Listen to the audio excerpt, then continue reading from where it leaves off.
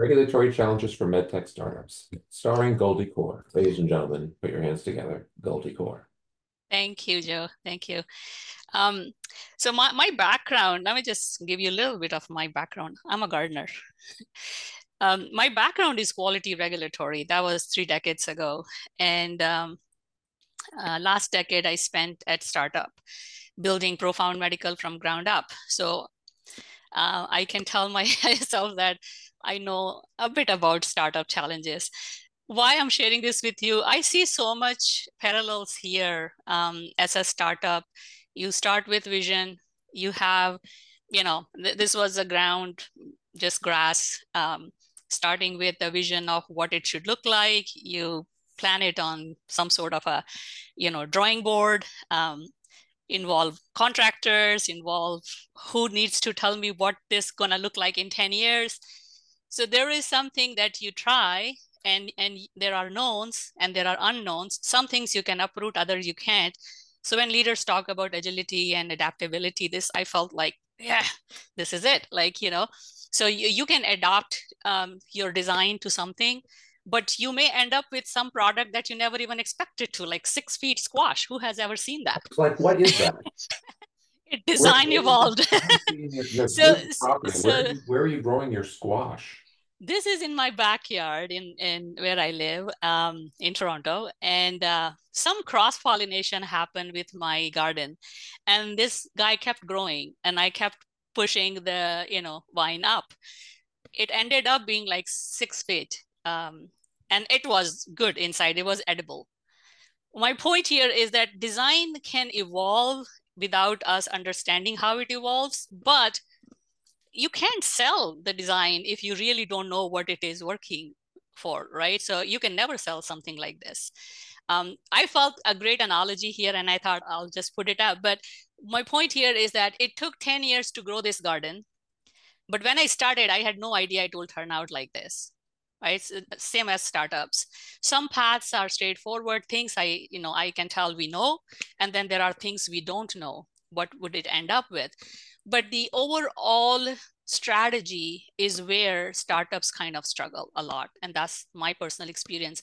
I mean, I resigned Profound 2.5 years ago, as a business leader of one product unit that they had.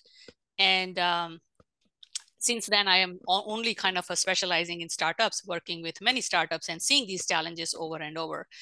The idea is that business value, to kind of identify from the get-go, it is challenging. It is extremely challenging, especially for the innovative product. And I heard that sometimes the company is mature, but they have an innovation. It's kind of a little startup within a big corporation, but the culture still that mindset that where you need to really have that energy to make something happen with so many unknowns. So you have a lot of advice. Every advice sounds right. You have people come in and tell you do this, and you're like, oh, okay, that makes sense. The only differentiator is for innovators that you want to have a product that supported by same passion with as you as a head of the division or a founder or a CEO, with everybody that supports you, your people, your and your processes. So how do you de-risk your innovation or your product when you know regulator wants something, payers want something, hospital professionals want something?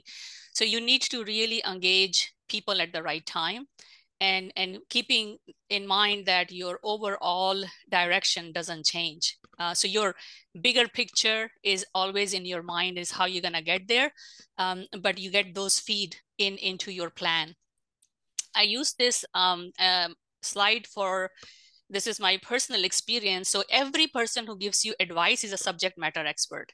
So I have my subject matter expertise as a regulatory, quality and regulatory. So my knowledge of quality and regulatory was deep at the time when I was really hands-on. As you grow in ranks, your subject knowledge starts to shrink because now you're having a much broader understanding of the business. And the higher you go, the depth is constantly shrinking. You do not have the depth. So if you as a leader have to make those decisions, or stakeholders that are coming to you with ideas or with solutions, Imagine as a leader making a decision to set a direction with a inch depth of knowledge of the subject. So you do rely on people that is giving you that advice, and you kind of understand to connect the major dots. Saying that, it's like as a leader of the company or a founder or a CEO, you still need to set that direction. And that direction is going to come from strategic alignment. And strategic alignment is what your patient need, what hospital environment needs, what payer needs, what regulators needs from you. And if your plan is to go global with your innovation, there are things you can do strategically to start in advance.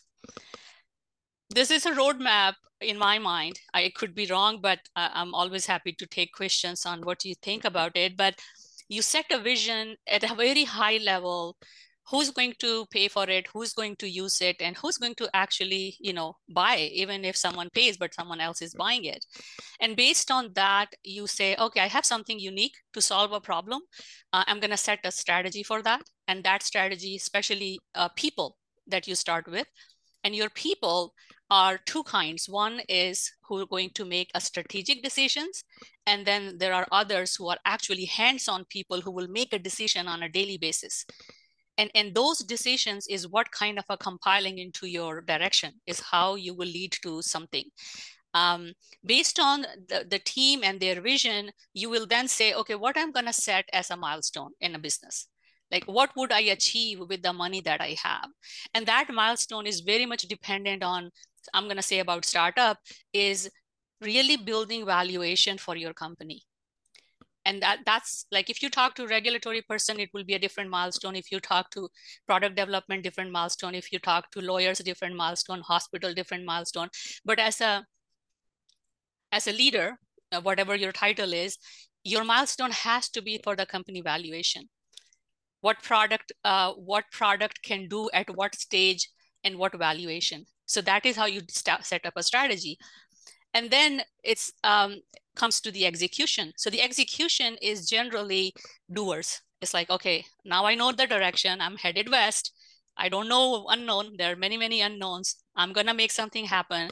And then your team start to execute it. So there is a lot of alignment that happens. Before you move on, I like what you've done there. I wonder, do you take someone through this and have them actually answer all these questions? Or yes. You do? Yes. So as I said, myself as a regulatory person is my deep knowledge. That's where I started my career. But last decade, I was leading innovation. You guys can Google. Profound Medical has brought a very unique technology, and it was a tough science question we had to answer. We had to build team. We had to do animal studies, clinical trials, and it took me 8 years to get all that done, setting milestone for investors, meeting with investors. All that was happening in my past tenure at Profound. So this is a very real work that I have done. It's a fun work, but it could be very stressful for companies. Thank you. So the question founders or CEOs at early stage for innovation should ask very early. And I find that, especially through my consulting, I'm looking companies, the answer comes like, we are not ready to ask those questions. We are not ready yet. We have so many product problems. We are not ready. We don't have money. And they kind of defer some big questions early on. And I would share in this slide that how did we do it, but really understanding your product market fit globally. Everyone that I talk to, the first thing they say, we want in the US first. And just because market is big, but they have not done the actual market research for their innovation to say, is the US the right answer or not? So I see that's missing. And then the product, everyone comes and say, well, you know what, there is problem with that product. We can do better than that. Mm-hmm. So we see that. And when I ask the question, how does your innovation makes patients' life easier or clinicians' life easier? And why would payers will stop paying that and pay you? No clear answers. We will figure it out, right? And those first three are actually linked with the data that company starts to collect, even like a preclinical data. that you start to collect. And then the regulatory comes in, and they will say, well, if you want to go to this country, you need this data. You want to go to this country, you need this data. This is a compliant. And that's kind of a retrospectively people go and fix it and cost a lot of money. And really having the knowing that you don't have all the answer, but knowing what direction you want to go to can really solve the problems in how you collect the data, or what your milestones even should be, right? So I'm just putting some examples here. The product that I worked on, my product strategy was for global implementation. So anything that we made, collected, either it's a safety testing or clinical testing or reimbursement, everything was kind of laid out. And the collection, data collection happened based on that. So I'm going to share how did we do it at Profound. I'm going to say under my leadership, I'm only touching things that I have done here.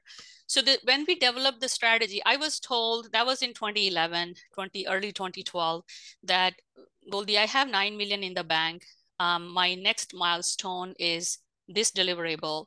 And I need to, this is a CEO talking to me, and I need this done by this time. So my next tranche of money will be released. Right. So the beginning, I had a money to say, this is what I got, this is what we need to get out of that money. So you're working with design and development team and marketing and clinical team to, and this is a team of one. We were like 6 of us, did the whole thing.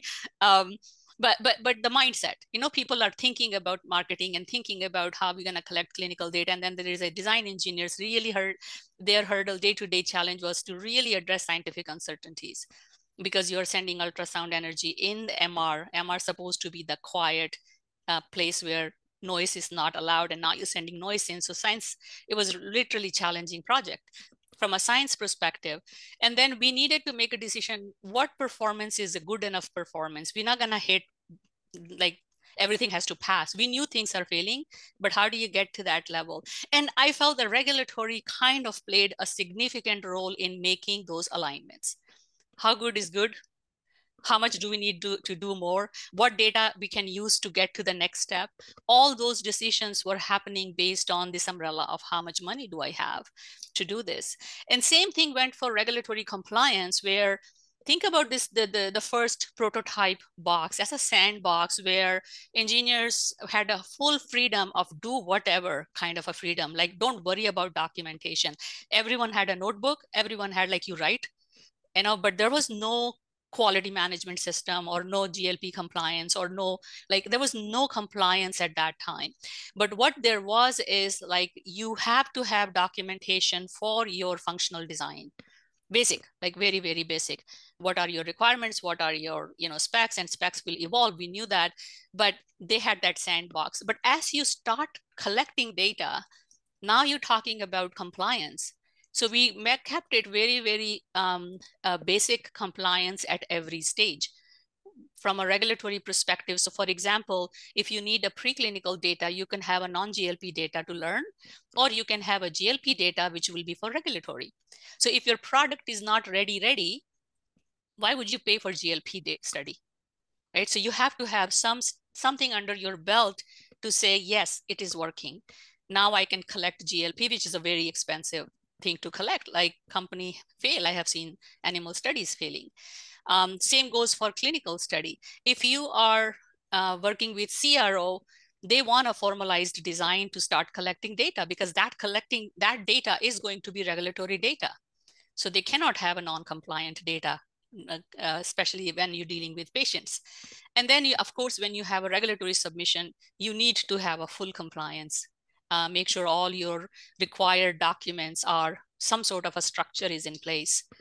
If you would go back, we have one such startup on the call today. Sue Kaur just got word back from FDA on her 510(k) submission. Why don't you tell our friends here what they said? On mute. Hi. Yeah, we've been working with the FDA. We submitted in February, and we received back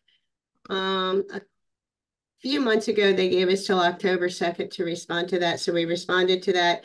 And mostly it has to do with touching the end of the filter. They want to make sure that our directions are clear so that none of the healthcare workers touch. So we may have to do some focus group for the human factor studies.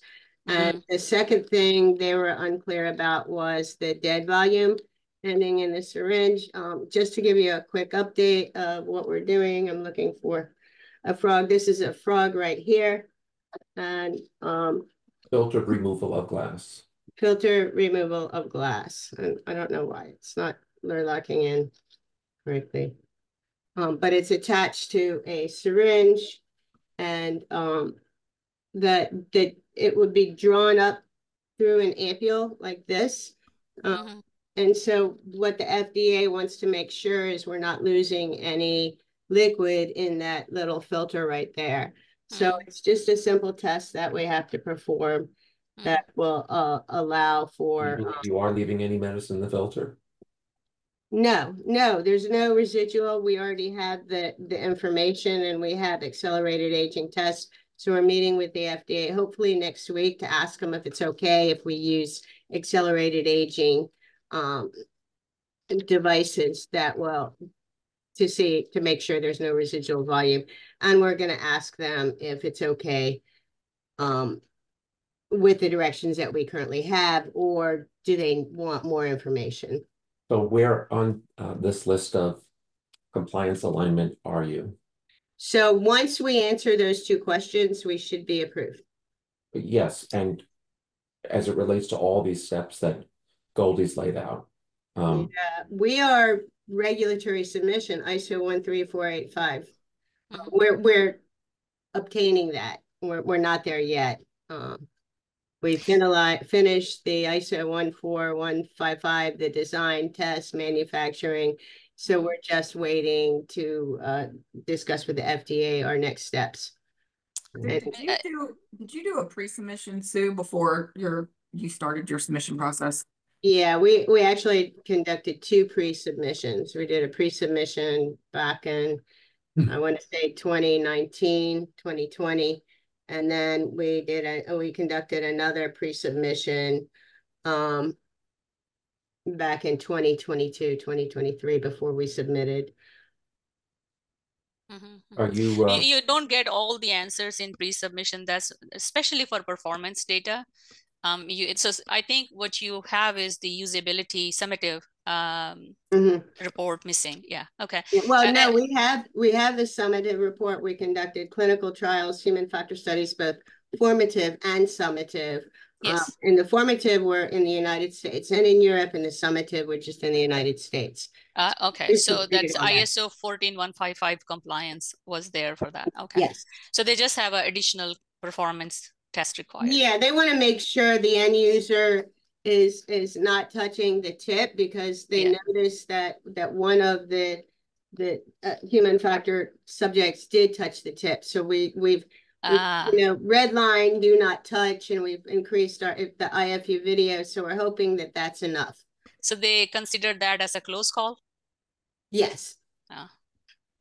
Are you still accepting investors? Yes.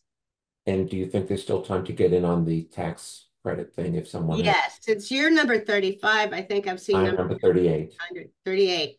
The numbers go up to 30 to 300. Oh, wow. You mean like only 10% of the spots have been used yet? Yeah. Okay, folks, this is not a pitch. This is just information, and check with your financial advisor. Past results are not an indicator. Okay. For every dollar you invest in Sue's company, Maryland will give you 50 cents back on your taxes.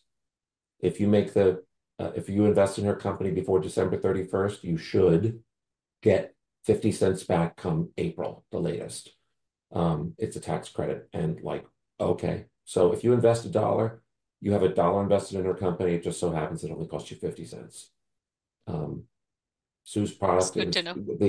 The competition has 2 pointy parts, and she only has 1 pointy part, which takes half the time, costs half the money, and she's going to be fucking rich. And with her, I'm going to be fucking rich. And you too, might be fucking rich. But these are forward-looking projections. Anything I say is completely wrong. You're at 100% risk of losing your investment. Check with your advisor. Luke? Okay, I hope my colleagues are not too loud. They already brought me a beer. Goldie, very nice presentation. You already mentioned funding Yes. and also your milestones. Where would you put your milestones in funding in your diagram? Where were your milestones if you look at this?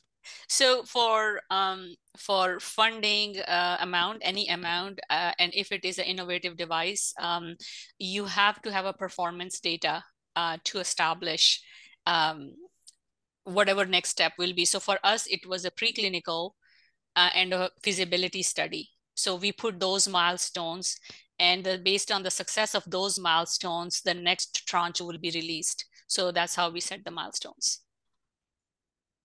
And did you also have a milestone with your prototype? Like you built something beautiful and it raises interest? No, because the IP was too strong for this, and most investors came in just based on the IP and the background. University was a really renowned university, so they were like, "Wow, this is amazing prototype." So it was concept, but they were all bought into this. It's like, okay, this is the future, precision medicine. So you already started with enough seed money to get through the first steps. Yes. Okay, thank you very much. Yeah. This is a very I was talking to a CEO yesterday, and he thought it was very clever, but you guys may think differently. When we started with the milestone, so you can see that preclinical is also listed here. At the early stage, we brought reimbursement consultant, and that person said that you will not be covered in any current CPT code. Either you have to revise a code or modify a code or apply for a new code. And then we asked, what would we need for that? And he said, minimum 5 publications you need. And we started that publication plan, I call it clinical adoption, from the get-go. Like the first milestone we planned that preclinical study will be published. So do everything we wanted to do in a study design was to make sure we really have a successful study. Right, so I mentioned that GLP versus non-GLP. We did non-GLP study to have the confidence in our GLP study to say when we publish this, it will be like, hitting the nail. So this is a part of the planning. It took, like my garden, this took 10 years to develop.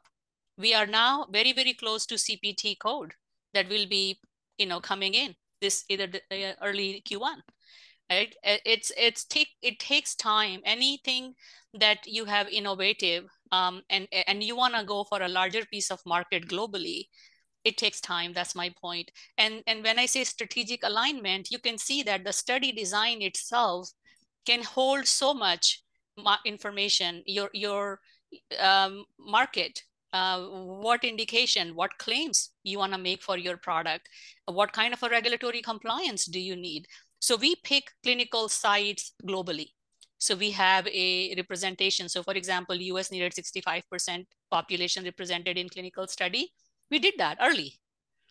So there are things that can be done as soon as you start collecting performance data. Regulatory can be a great connector to make sure that companies are aware of what kind of information FDA or other regulators are looking for. And as you see that the regulatory, I personally feel, can be a very strategic person in the company where they can connect product development, what's needed, testing, what kind of a testing they are doing, and is it a compliance needed or not needed, validation, is it a clinical validation, what kind of a data.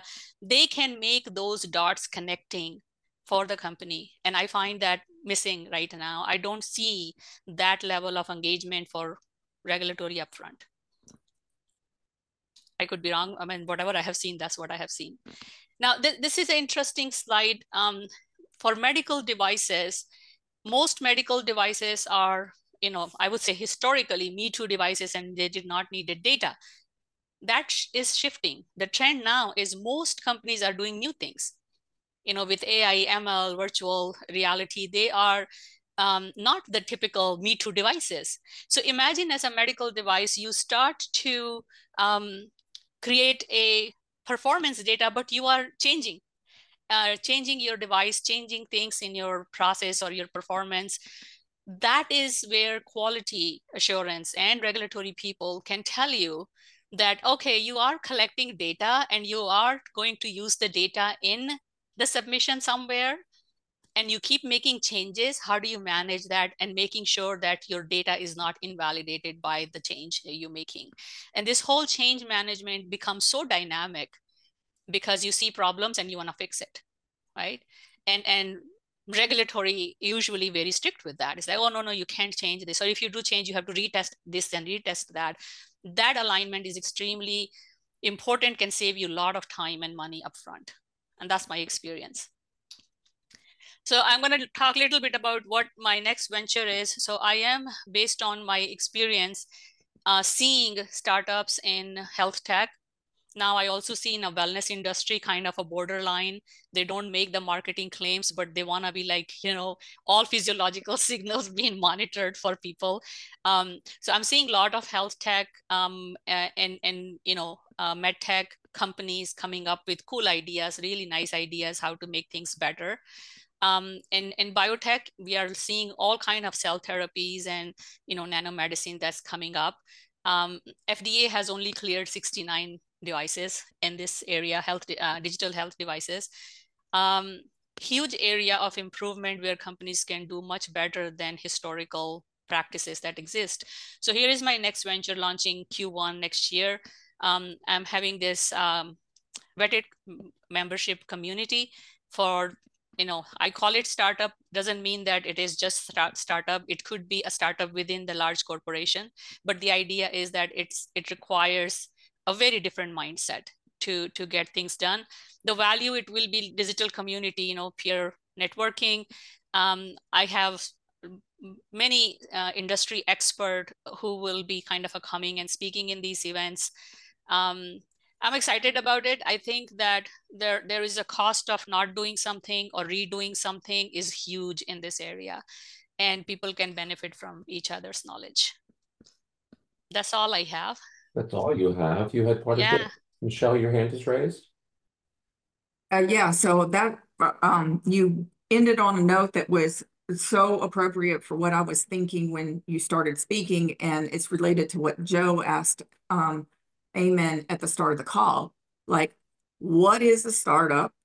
How long can you be a startup? Is it linked to a revenue point or like what are the parameters of a startup? Because I worked with a software company many years ago, and they are still calling themselves like a 20, maybe at this point 30-year startup. And I'm like, I no. Well, I'm like, you don't even get carded anymore. Your business is so old. That's like, I would say it's a stale startup, but you make a good point, Michelle. The definition for me, it's like disruptive technology. Disruptive means either you are doing something absolutely new, or you are just changing the way practices are happening today to improve things. In my mind, that is what startup is. How long can you be a startup? It should not be. It's more of if I was an investor and somebody is saying that to me, that they're still a startup, I would say that I would look at the valuation and exit the company as soon as I can, because I'm not going to sit and wait for their innovations forever. So this is mostly driven by investors making those decisions that how long I'm going to keep my money in this company. But if they are funding themselves, they can be staying as a startup, because they may I know people who are getting grants and they have investigators as a friends, and they just kind of posting. They have no interest in commercializing. So people who wants to really bring solution to the market and want to make money while doing it, they will fast track it as soon as they can. They won't let it sit. Thank you. Rick? Just turning on my mic. I wonder, could you show me that second to last slide again? I was actually taking notes on what you were saying. And I looked up and I thought, oh, that looks like some good information. Completely miss it. Second, let me just tell me which one. It'd be the one right before your Q&A slide. Okay. So all the way at the end.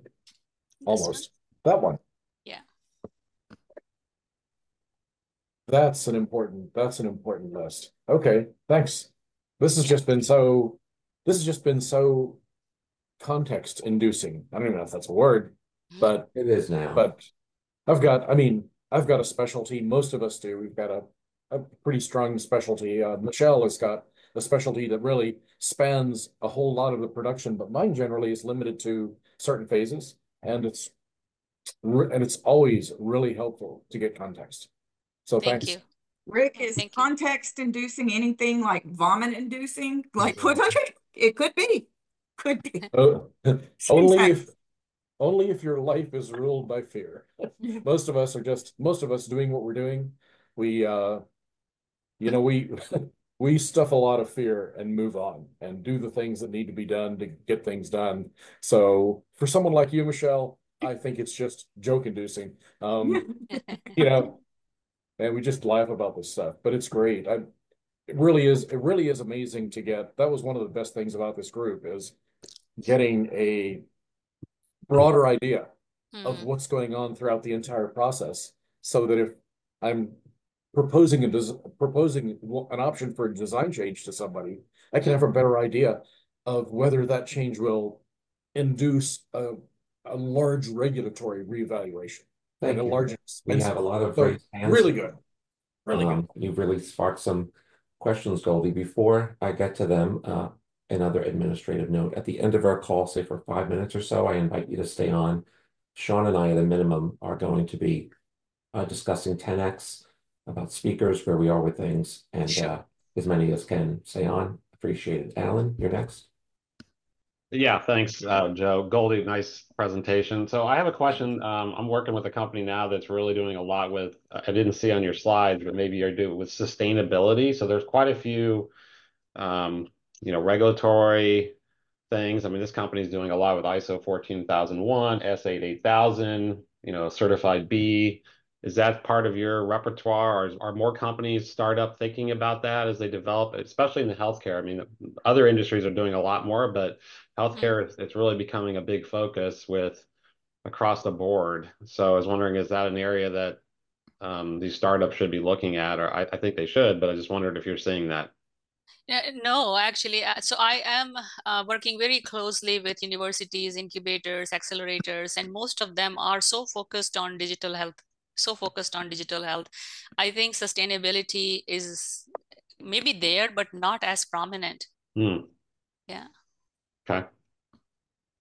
I have to say there's an ISO document for packaging that works for products too, that is getting a really good working list together on how you can be compliant.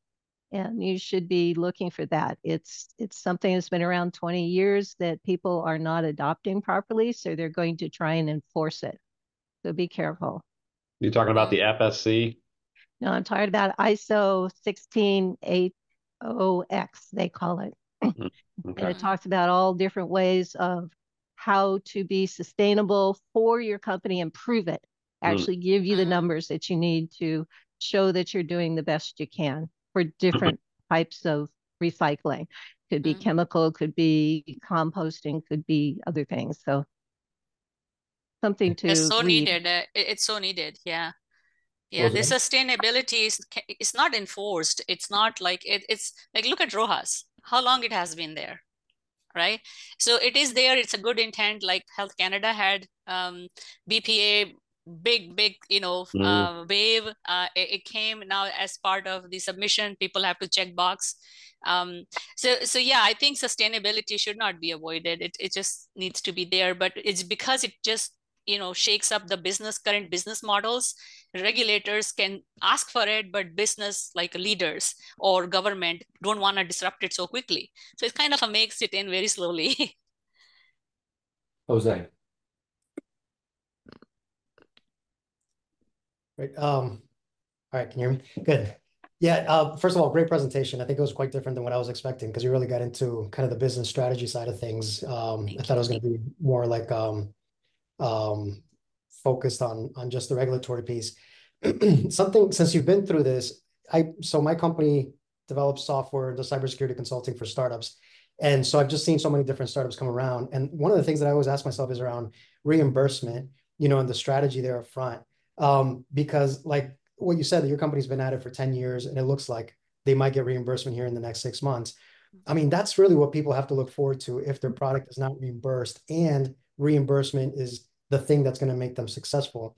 And it's made me wonder whether you should really not even start a company until you understand the reimbursement strategy up front, and whether it's better to try to start a company. It's almost like really starting with the end in mind and thinking like, can I develop something that fits into a reimbursement code already, but has some unique technological advantage that's going to give me a leg up in the marketplace, versus the way I see the majority of startups being started, which is I've got a really good idea to solve a problem, whether it be from the technical side or from the clinical side. Like, okay, here's a gap clinically, because you can have the best product in the world. It's going to take you 10 years before this thing gets reimbursed. So if it doesn't fall into something that's already reimbursed, or has a business model that doesn't require reimbursement, I mean, you better be strapped into your seat for the next 10, 15 years. So I'm just curious, like, having been through it now, do you think back on and go like, man, I think my next company, I'll choose something that's already got a code and come in at it? Or how do you think about that now after this experience? I call it me too. People wants to get a quick turnaround on a business. Like, let me build the valuation, sell it to someone who can do the reimbursement, and I'm out, right? It's a mindset. But there are believers who will say, I'm going to hold on to my idea as long as I can as a founder, and I don't want to be kicked out by these business guys who's kind of a investors start to see. Those are the people actually struggle, because I call it founderitis, because they most of the innovation comes from, I would say 80% comes from engineers or MDs, right? Very little MDs, majority engineers. Some of them will go do MBA to learn business. But because they so believe in their solution, they are not flexible to change. Like Steve Jobs. Think about how many Steve Jobs can come up. Not many, because he was kicked out, then was brought back in the company, just because of the mindset of a founder is such that it does not align with investors. So I think if you have an idea, and if you have investors that believe that it is the disruptor and it is going to be paid somehow, and I'll be there with you through that, you got something. Otherwise, you're not. You're going to be fighting with investors, fighting with your board. You will be an unpleasant situation, and you'll get kicked out at some point. It's just like not worth it.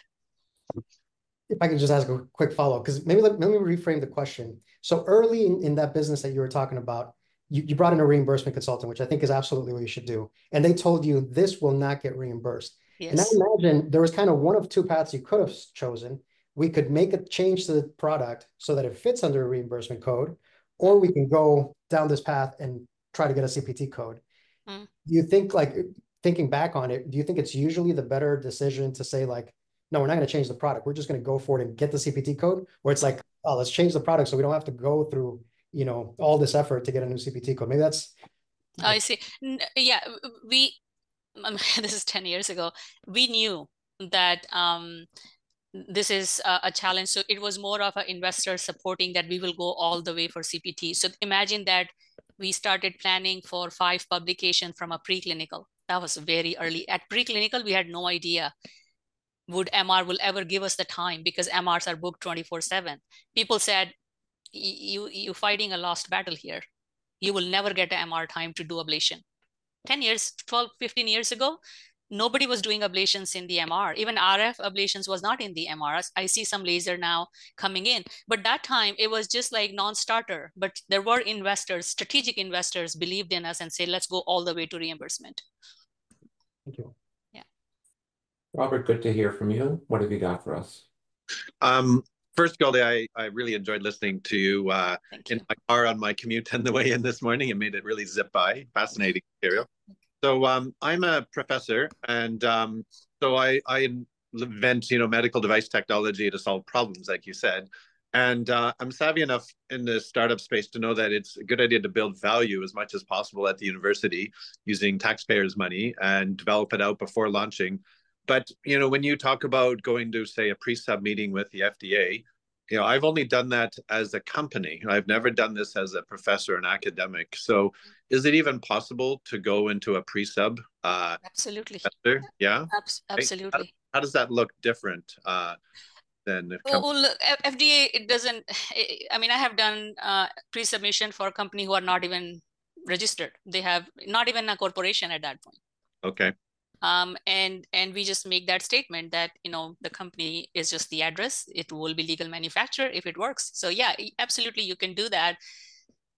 I think the challenge is, I was on a board of a medical device company, and I saw premature pre-submissions. Yeah. That is a risk. Yep. If you're going to FDA and you do not fully have done your due diligence to say, why am I asking the question? What they did, they asked question for sake of asking. They didn't do their own due diligence to answer. How I have done it, I have done so many of these. I know the answer, right? And I position the information and the question as I don't know the answer. So what I'm looking at, that giving FDA the sense of credibility when they raise questions, as we ask questions, they will ask more questions. We already had the homework to answer those questions. So it's more of a science discussion, no more like FDA tell me, and then I'm trying to write it down. So yeah, FDA say yes, that means it is a yes. It is non-binding, but people still think that, you know, I talked to FDA, this, it's okay. But it's actually was not fully vetted. So yes, you can. The challenge is not the FDA. The challenge is really asking the right question and getting the right answer, or the direction, not even the answer. Get the direction from them. Are you headed in a right direction for the performance data? You could also do informational meetings, correct? Yes. In which case they're much less formal and you don't have, you can get information that way. Yeah. Okay. Robert, Great. in the chat, I just posted a link. I'm reminded of a popular conversation we had years ago. Why are productive university partnerships so hard? Yeah. Yeah, because they are. It is hard. They've got quite a readership, and perhaps some of this will resonate. Okay, great. Thank you. And thanks for your... Thank you. Next week, we're going to talk about CAPA mistakes, how to avoid them. And as I said before we go, those of you who can stay for an extra couple of minutes, Sean is taking a leading role in helping put 10X together for 2025. In fact, we are kind of co-branding it 10X and MedTech Leading Voice for a potential transition. We'll see how it goes. And Sean, what can you tell us?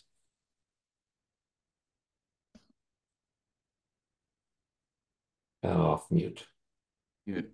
Yeah, okay. Let me just share my screen for a second. So I'm sitting here thinking through the fact that we have all these experts on this call. And it sort of occurs to me that, you know, what 10X has become over the years. Tell me if you like 1, 2, or 3. This is 3. This is 2. This is 1. You can just put it in the chat. So a busy background, pretty tree background, or sky view background. Anyway, that's beside the point. So what I'm thinking about is there's this core group that comes to 10X every year, right? And they're experts. But wouldn't it be helpful if you had a large group of startups actually at this event? How many of you work with startups or sell to startups, or, you know, startups is your target audience, for lack of a better term? So my thought is, if we get the experts and the startups in the same place, right, and we sort of gear this event towards startups to a certain extent, then it puts the experts and the startups in the same room. But unlike any other event, see, I'm like watching this event today, and I'm like, wow, you know, you have access to all these people. This is really the medtech industry's best kept secret. You know, it's like they can join this call every week for free and get tons of free advice and access to experts, and they're paying all this money to, you know, join these groups, have memberships, do all this stuff. And it's like, you know, this is a way for founders to do really effective networking. So what we're looking at is like, what would make it more worthwhile for you to go to next year's event? Would it be access to experts? See, I come up with an idea and then I test it, and you are my test audience. So having more startups there, desirable or no? Yes. Desirable. Yes. Yes. To hear from them as panelists, if that's what they wanted to do. Okay, so have a panel of startups as well. Or Yes. a round table for startups to ask questions of us, like where we're just sitting in a room and they. So like a reimbursement roundtable and then a market access or whatever, like think of 5 different roundtables for them to go split themselves up and go. I think maybe a panel of startups, maybe a panel of investors, and maybe a panel of highly powerful vendors. Okay, don't forget regulatory. And regulatory. Well, that includes vendors. Okay. It's important to know that there are stages. So some are at a concept stage, someone are actually the strategy stage, some are actually doing the testing stage, or someone at an early commercial stage. They will have a different questions and different needs. Right. And then in terms what Michelle said, the notion of there being a panel of them asking us. So I could see the startups being in the front of the room on bar stools, prepared to basically get advice from the room on some things that they're working on. And Goldie, if you're working with a number of startups, which seems to be your, maybe there's something there where there could be, like the Goldie startup panel, where they have some things in common or something like that. Mm-hmm. Thank you, Sue. So one thing we started doing with registration forms for MedTech Startup School is asking some qualifying questions around the stage, around the funding, around where they are in their product development. If we could gather a little bit more information from the startup attendees in particular, coming into this, but then also gather some information from the experts that are going to be in the room in terms of what their area of expertise is and who they want to advise about what, then this really becomes kind of a matchmaking event, to a certain extent, and interactive, and could really take on a very different format than, your average reps conference. Constructive disasters has got a nice ring to it, Luke. Sean, they're asked what his contact info is. Reach him on Slack, Rick. Oh, yeah. And of course on LinkedIn, where he seems to spend most of his time. Yeah, that's the easiest way to reach me, but I'll put my email in here. b2b.com. Yeah, so let me ask before we lose you, do any of you have folks in your network that you'd like to see present, be a speaker, have a perspective that we've not brought to the event before? Not rhetorical. Does anyone have anyone in mind? Well, once we have a topic, then maybe I can think about it. Well, the topic can be what your colleague has to discuss. Different, right? It's so if you are at a seed round, you will look for different type of investor versus you are already done so much work and now they are close to commercial, different investor type of questions. Yeah. Yeah. So just saying investors, there are many categories of those. If we are saying regulatory, again, if you're looking at pre-market regulatory versus post-market regulatory, very different, right? If you're looking at data collection stage for pre-market is different than strategy regulatory. So yeah, it would be good to know where the needs are. I see stages, early stage, they're so focused on just getting money, any money. Sometimes those people need to know it's a bad idea to just get money from anybody. It's like, so it depends on who you are serving. Goldie, would you be willing to talk to me offline? I put my email in the chat. Sure. it would be okay. Yeah, let's talk.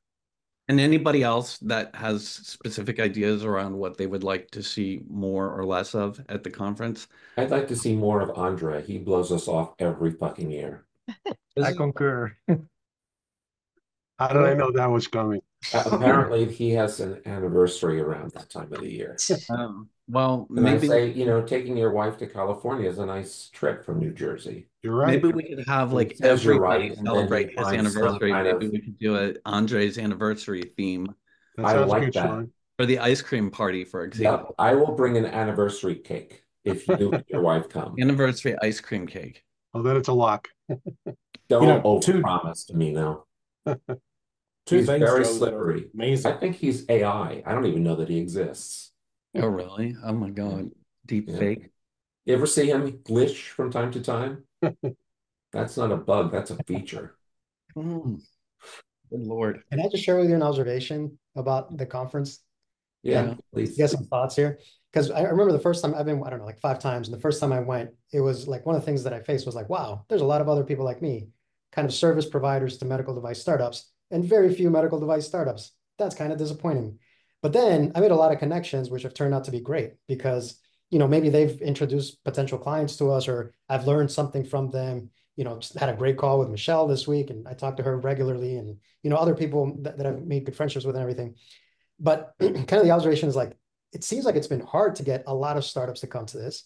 And yet a lot of the content is sort of geared toward them, which is sort of funny. So at one point, I remember I told Joe this, and he didn't take it so well, but it's like, well, shoot, if most of the people coming are service providers, I almost wonder if the content should be for them. Like, if we should be thinking like, what is the best content for people? And you almost picture like, this is a networking event for you to meet a bunch of other service providers, and all the content is around that. Or if not that, then figure out like, why has it been so hard to get the startups to come, right? Because I mean, like at LSI, you look at LSI and their strategy was, we get all the VCs to come and make it super attractive for them to come. And that's going to result in all the startups wanting to come, because to Goldie's point, that's the #1 priority of startups is capital. And then that's going to result in all these service providers wanting to come because all the startups are there. It's what JP Morgan conference does as well.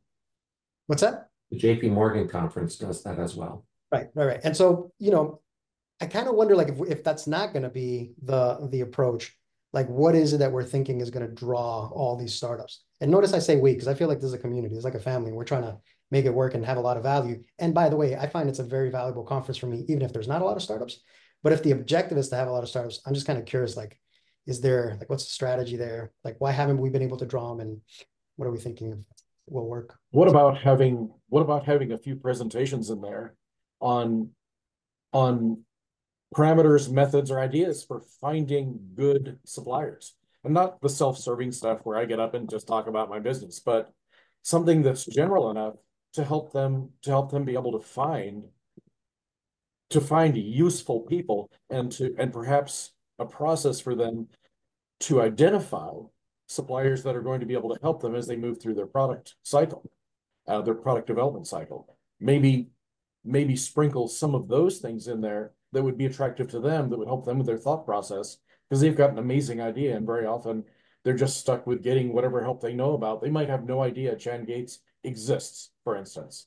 You know, somebody who could literally take their packaging program and start from we need a package to this will satisfy the FDA and 5 other things you didn't know about.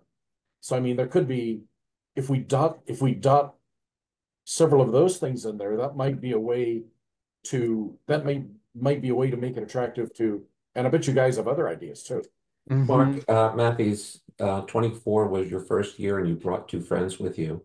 If you can come on camera, what do you have to say about that? What did you find most valuable, and potentially from a startup standpoint? Okay, from the startup standpoint, your camera's off. I don't know if that's intentional. Okay, can you see me? Yes. Okay, sorry about that.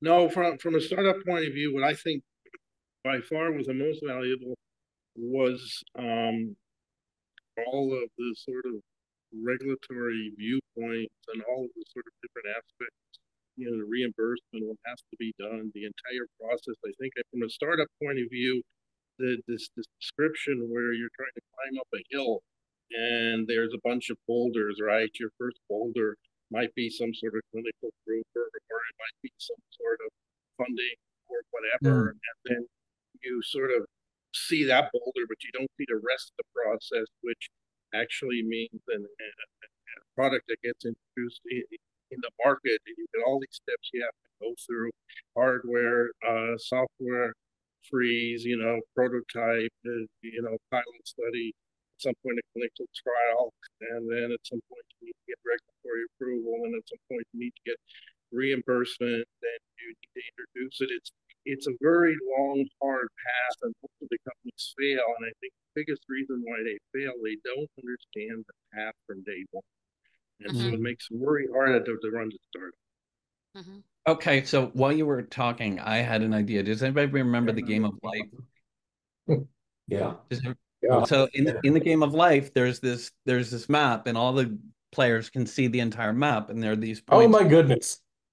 Go ahead. I'm sorry. There are all these points along the way where you pick up kids and you get jobs and you get a divorce and all these things happen. Nice.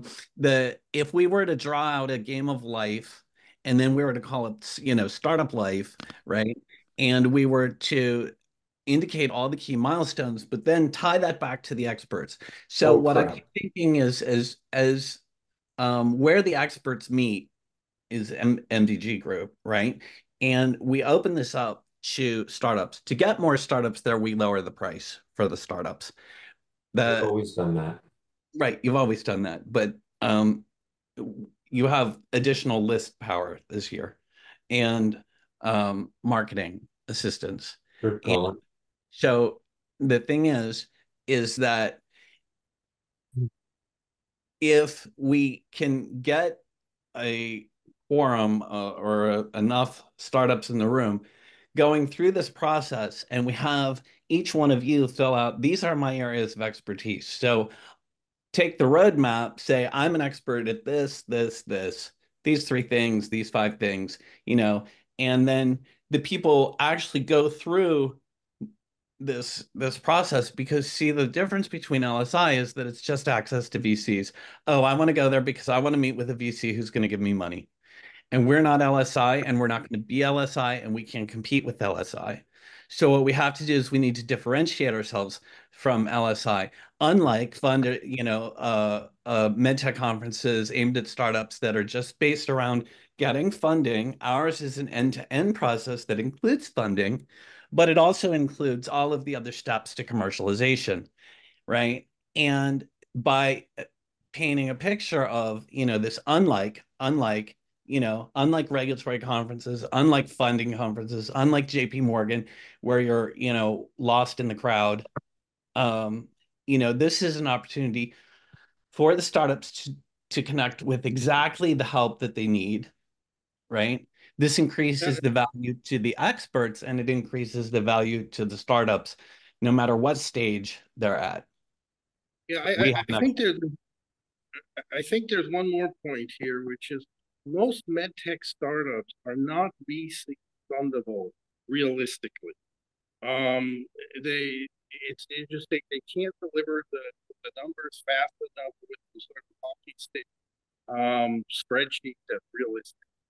And I think there's a whole world out there of good ideas that are being pursued that are maybe angel fundable, et cetera, but they are never going to close the VC. But yet you've got good ideas and good companies.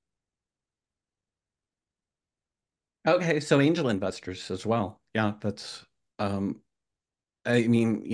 alternative funding. How are they going to get funded? If you guys want, I'd like to ask Greg, because I imagine a lot of your business comes from startups. What do you think about folks from your network? What would make it something that maybe was a contingent? My clients are a mix. They're I would say half are probably friends and family, and the other half are at A, B, or C, somebody.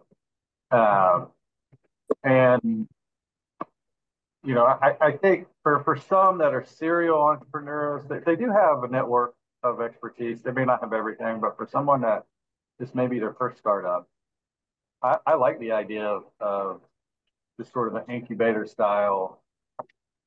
Sorry, easy away, everybody. Here. Hi. I'll be up in a minute. Sorry about that. Where you're going end to end, you know, that is pretty unique compared to the JP Morgan, you know, on the other side. I think, yeah, I don't know. Those are my initial thoughts. But there's a good portion of the clients and my sort of targets aren't necessarily, you know, VC funded right away. Would you be willing to ask their opinion about a couple of these things? Yeah.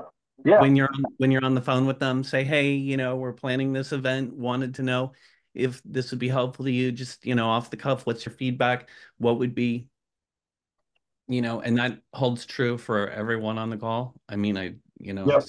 Greg, but you know, we have a theory here. We need to test the theory. We need to test the assumption before we go to market so that we don't fall flat on our face. Yeah, and I think there's one more piece here too, which is, you know, the MDR.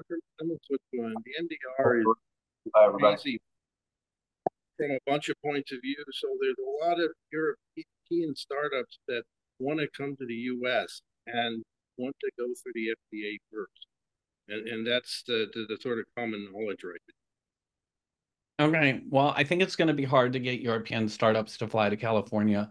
But I'm lousy with, I mean, I have a ton of MDR experts in my, yeah, and anything that you want for MDR, I have speakers, experts. What is that noise? It was coming from Mark. I'm sitting here thinking of how the packaging engineers don't want to come to 10X because they can't figure out how they could actually help people, because we don't understand very well where we fit in. Because I know when I go in for a package design work with a company, the questions I ask make them uncomfortable because I'm trying to make them think about how they want to sell this product and market it. And there's a very different approach for somebody that's just making it to clinicals and then selling the company versus someone that wants to go into full-scale production. And I don't know where it all fits. My packaging actually touches the whole span from beginning to the end, but it's not thought of until they think they have a product that they're going to sell and they haven't figured out how they're going to sterilize it, ship it, or do anything with it. And so I don't even know how to make that fit in what we do.